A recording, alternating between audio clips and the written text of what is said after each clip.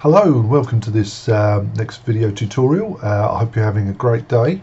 What we're going to do today is use a little bit of spline and edge line modeling. Okay, so let me just minimize that and we'll get rid of this cube, and we'll start off with adding an object, and we want a curve, and I'm going to go for a path. So what we've got with the path is essentially a straight line here, and if we go into edit mode, we can see it's made up of points and edges. And if I move one of those points out of the way with the G key there, you'll see that there's a black line sort of being interpolated between the points, which is going to form the basis of our object. And we're going to make a candlestick, so just a relatively simple one. So let me just right click to get that back on, and then we'll go into the top view so I can see it properly, and now we can start to pull this out. Don't worry that initially there's not an awful lot of kind of geometry in this. We will be adding more to get a better shape later. Okay, so I'm just going to grab one end, and actually I'm going to use the move option up there. I'm going to move that outwards to form a base. I'm going to move this down and outwards a little bit, and then this one outwards a little bit, and this one also, and then this one will come out, and that will form our kind of cup at the top, which will eventually hold the candle. So that's created us a curve. I hope you can see it. It's kind of the black line in between, so starting at this point it kind of curves down and goes up, and is completely not the shape we want because it's it's too curved. We want something that's got like a base on it. It's got like a long piece going up to hold the candle, and then a cup at the top. So we need to add some geometry to this, and what I'm going to do is I'm going to select 2 points with the box select there, and then under here I'll go segments and subdivide, and that will add me a new point, and I can move that outwards, and it will start to help us define our shape. Now I need a few more points down this line, so I'm going to select those 2 this time and go to subdivide, and then no, I didn't have them both selected, sorry, it's my fault. Oops, come on John. There we go, segment and subdivide, and that will select the point that we just created, and I can subdivide again. So now I have all sorts of points that I can start to move around, and I want to move that one up, and I want to move this one closer to it, and that will form a tighter curve there. Whoops, I'm just trying to move that down in line a bit. And this one I'm going to move closer to the stem, and this one I'll move closer but down a little bit, just to give a little lip down there. Okay, so we could do a similar job at the top. I wish I hadn't done that. There we go. Just press 7 again. So I'm going to move this one upwards, and then we're going to do the same up here. So I'll select the top 2, I'll go to segment and subdivide, and I'm going to do that again. Now I can start to form this into the sort of shape I actually want. It needs to come up at the end, but I think we'll do that in a moment or two. Okay, so all this is a little bit abstract because all you can really see is me, moving points around. And eventually we want this to be a candlestick, and so why am I creating just the one line? Well, we can use a modifier on this, and if I go to the modifiers tab and add a modifier, we can add screw. In other programs it's called something different, like I've seen lathe and loft and all sorts of things, but here it's screw. So if I click on that, you'll see something happens, and it's not what we want to happen because it's looking down the wrong axis. We need it to be along, in this case, the x-axis, and that looks a little bit more like a candlestick. Okay, so we're going to refine the shape of this and make it better and add some detail to it, and we'll do that in the next few sections. So I shall talk to you then.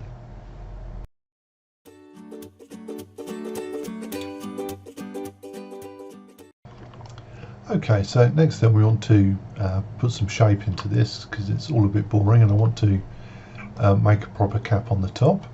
So what we'll do for the cap on the top, if I go to top mode, which is 7 on the number pad, I can grab this end vertex and press E, and then as I move my mouse around, we should see that it forms a nice lip for us.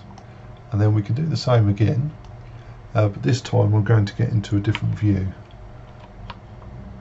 I've used the 3 key, and now I want to just move it inwards, so I'm going to press E, and then I'm going to move it inwards.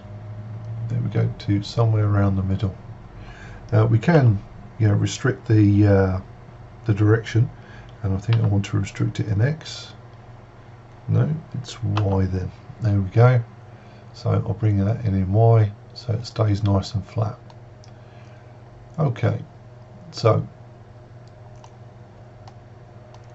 I've pulled that right in because now we're going to use the subdivide trick to form some shape up here. So I've selected the vertices at both ends, and then we'll go segment subdivide and segment subdivide again, and then we'll start to move these around. So I'm going to move that close to the edge, that will make it nice and tight. I'm going to select all of these and move them inwards, or downwards rather, and then select this M1 and push it up. And we should see that we start to form a lip at some point in time, and it might take a little bit of adjustment, but now we've got this kind of visual tool for us. We can see exactly the shape it's making. We've got a lot of control essentially. And this one I think I'm going to take down and across. I might just bring these up actually. Let's bring them up. There we go. And if you can't get it as tight as you want on this edge, I've selected these 2 images, and I can subdivide them again and select the middle one. Now I can move it to get the kind of shape that I want. Now every time you add a point, it's going to add more and more geometry. You see that in here we have relatively light geometry, but going around these curves where we have a lot of points, it gets tighter and tighter, more and more geometry. Don't worry about that just now, because what we're going to do is clean it up when we finish creating it. At the moment we're just creating the shape. We'll worry about how much geometry we're using a little later. Okay, so that's got the top quite nice. I might actually want to form a little lip down here, so I'm going to select those 2 and use subdivide. I'll do that twice. You'll see as I subdivided it, I've got more and more geometry. That's essentially what I'm talking about. So I think from there, yes, I want to take that much closer, and then I'm going to bring this those 2 points upwards to form a little lip, which is going to kind of hold our candle, and then I'll push that one in, and that will form a nice lip, and then that one, not a completely tight one, I want a kind of a smooth up to the top there. There we go. Might move this one out a little bit to give it a little more thickness. There we go. So now I've got somewhere to put my candle, which is terrific, but we have a lot of geometry and we're going to deal with that later. Next I'm going to put some bit more interesting shape into the actual shaft of the candlestick. So I'll talk to you then.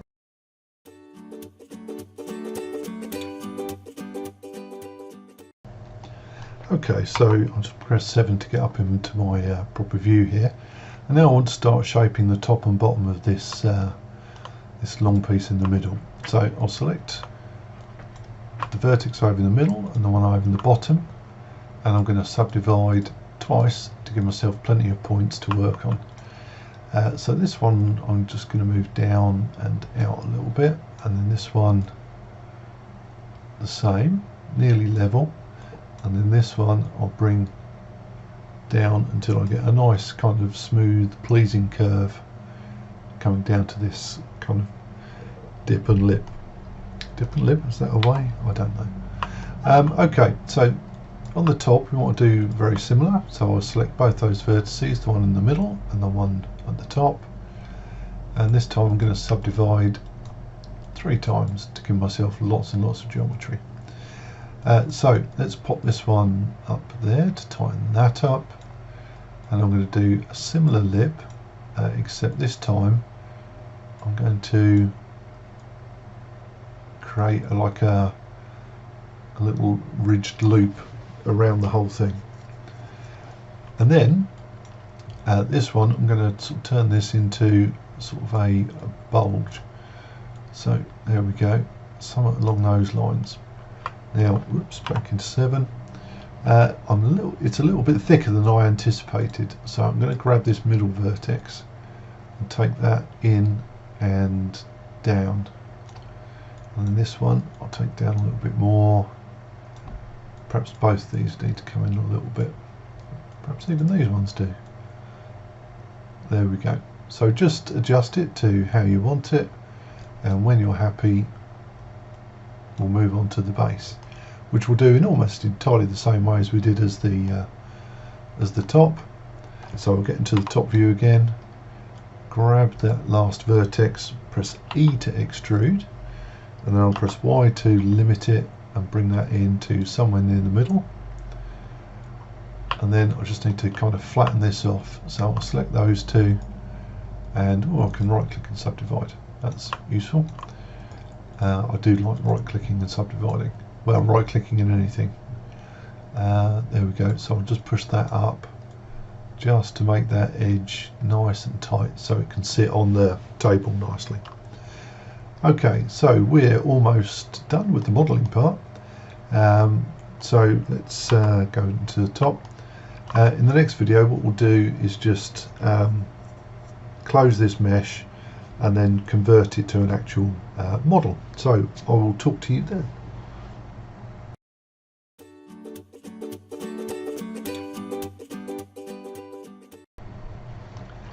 Okay, so we need to convert this into a mesh now and give it a tidy up.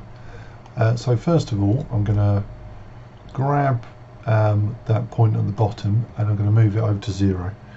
So if you press the N key you'll get your transform options here, and if I type 0 it will go to the 0 point.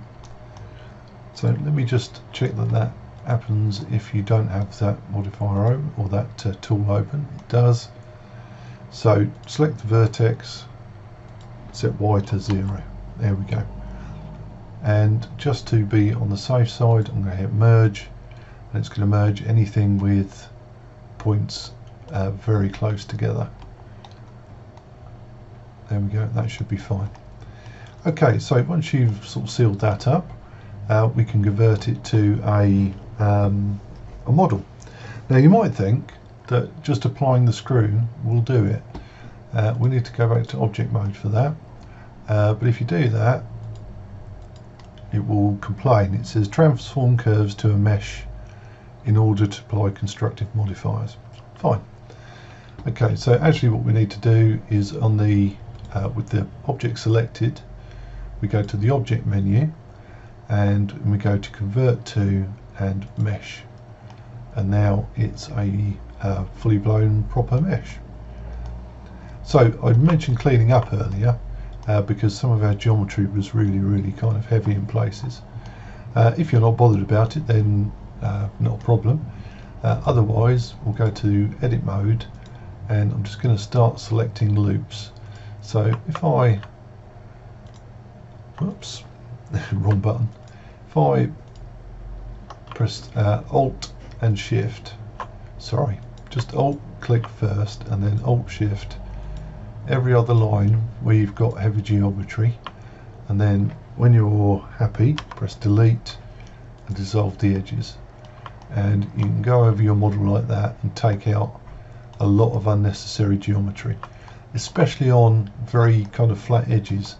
I mean here for example, this edge and this edge and this edge, all these edges are not contributing to the shape of the model in any way, shape or form. It will be flat whether they're there or not, including this one actually. So I'll take those out and dissolve those edges. Similarly at the top we've got a lot of edges here that aren't contributing to the shape, so I'm going to select every other one on most of those because I think there is a little bit of a curve in here, but not it's way too much, is what I'm trying to say. Okay, so delete that and dissolve those loops, and in this top piece here, let me just press full stop to focus. Yeah, I've got a lot here that, you know, I mean it's nice, it would be lovely if we were modelling a super high poly asset. Oops, wrong one. Me and my fingers. There we go, something like that. Dissolve those. There we go. So just go around your mesh and get rid of, you know, as much geometry as, you know, is necessary, but without destroying the shape, because the shape is the important thing. You know, if you can take every other one out and the shape still remains good, all the better. But if not, you know, take it out. And I'm just looking at this sort of flat plane here and thinking that I can take even more of that out. Don't worry about if it doesn't seem natural, or, you know, you have to think about it too much to start with. You get used to it, and then, you know, it becomes a relatively quick job. Okay, so I'm going to leave that as it is, and just to finish the job, in the next bit I think I'll rotate it round and UV map it. So I'll talk to you then.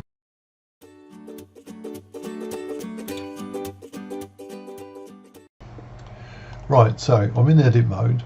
I'm going to go to face mode and press A to select everything, and then R to rotate. I'm going to rotate that, whoops, not in that direction, so it's pointing upwards. Just make sure that's 90 degrees and I haven't got it, you know, on a weird angle. Now we'll get to the front view with the 1 key, and I'll use G.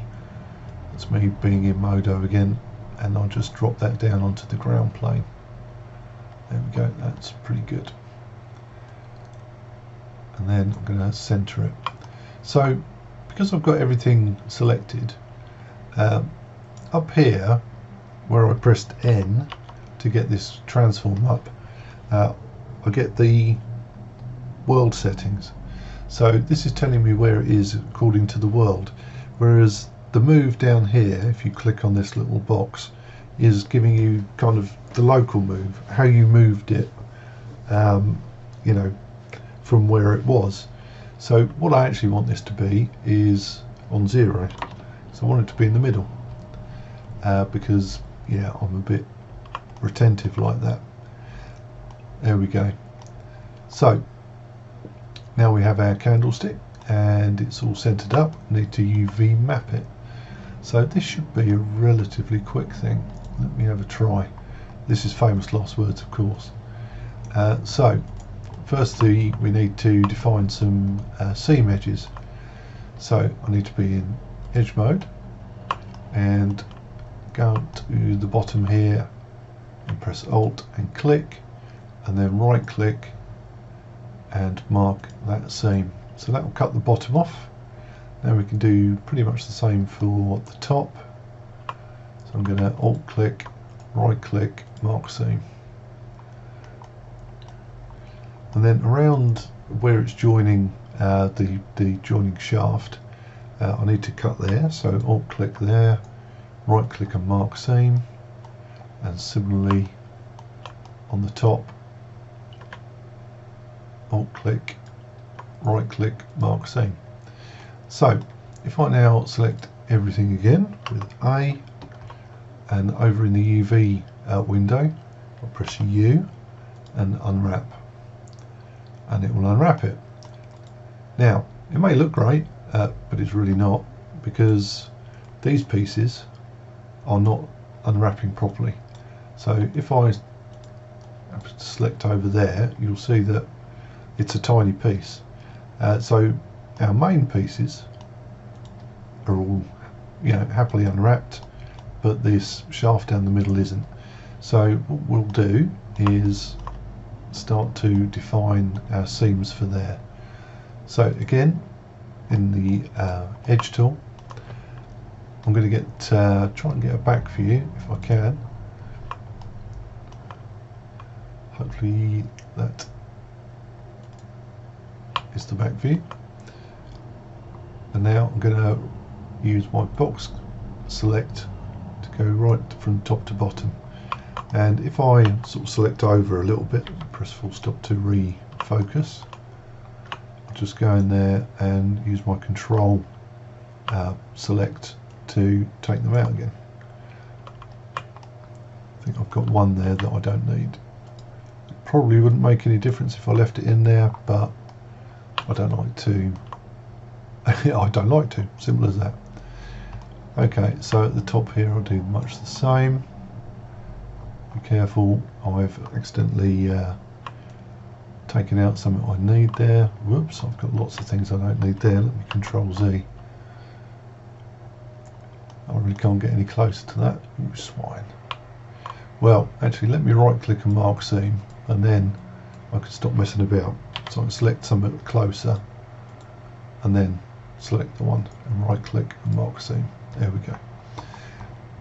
Okay, so into poly mode again, I'm going to press A, and press A over in the UV window, right click and unwrap.